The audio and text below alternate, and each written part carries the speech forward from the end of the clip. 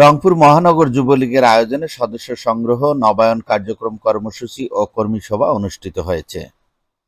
আমাদের রংপুর প্রতিনিধি রেখামণির তথ্য ও ভিডিও চিত্রে দেখুন বিস্তারিত।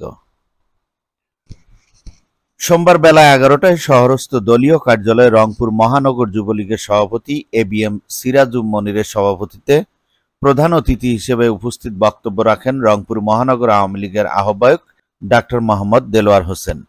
সভায় অন্যান্যের মধ্যে উপস্থিত বক্তব্য রাখেন কেন্দ্রীয় কমিটির সাংগঠনিক সম্পাদক সোহেল পারভেজ, মহানগর যুবলীগের সাধারণ সম্পাদক মোহাম্মদ মুরাদ হোসেন প্রমুখ।